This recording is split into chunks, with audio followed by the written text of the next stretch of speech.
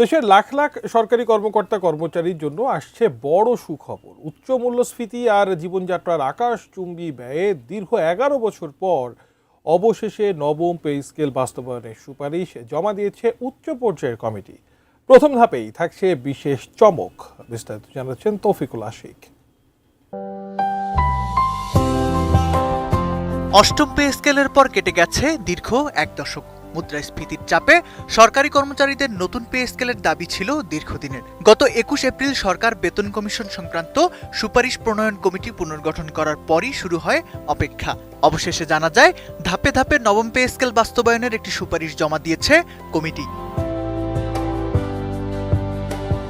আসন্ন 2026-27 অর্থ বছরের বাজেটে এই নতুন স্কেলের জন্য বিশেষ বরাদ্দ রাখার নীতিগত সিদ্ধান্ত নেওয়া হয়েছে। তবে সব সুবিধা একেবারে নয়, বরং অর্থনীতির উপর চাপ কমাতে এটি বাস্তবায়ন করা হবে কয়েক ধাপে। জানা যায় প্রথম ধাপেই আসছে বড় চমক, বাড়ছে মূল বেতন।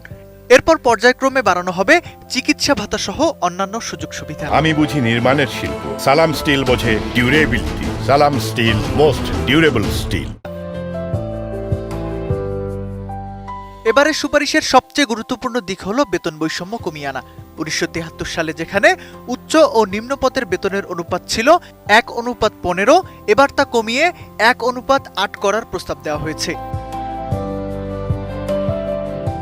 প্রস্তাবিত কাঠামো অনুযায়ী ঢাকা সিটি কর্পোরেশন এলাকায় কর্মরত সর্বনিম্ন 20তম গ্রেডের একজন কর্মচারীর মূল বেতন 8,250 থেকে বেড়ে দাঁড়াবে সরাসরি 20,000 টাকায়।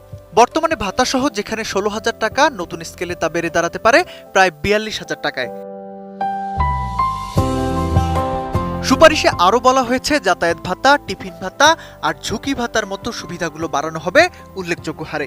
তবে ভারসাম্য বজায় রাখতে উপরের গ্রেডগুলোতে ভাতার হার কিছুটা সীমিত রাখার প্রস্তাব রয়েছে। এমনকি বর্তমানে চালু থাকা 10 ও 15% বিশেষ ভাতাকে মূল বেতনের সঙ্গে সমন্বয় করার কথাও বলা হয়েছে। বিশ্লেষকরা মনে করছেন মধ্যপ্রাচ্যের যুদ্ধের প্রভাবে বিশ্ববাজারে অস্থিরতার মাঝে এই বিশাল অঙ্কের বেতন বৃদ্ধি সরকারের জন্য একটি বড় চ্যালেঞ্জ।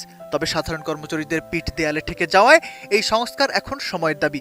মূলত 2024 সালের রাজনৈতিক পট পরিবর্তনের পর অন্তর্বর্তী সরকার নতুন পে স্কেলের জন্য এই কমিশন গঠন করে। সব মিলে অর্থ মন্ত্রণালয়ের এই সুপারিশ শেষ পর্যন্ত মন্ত্রিসভার সবুজ সংকেত পাবে কিনা সেই অপেক্ষায় সরকারি চাকরিজীবীরা।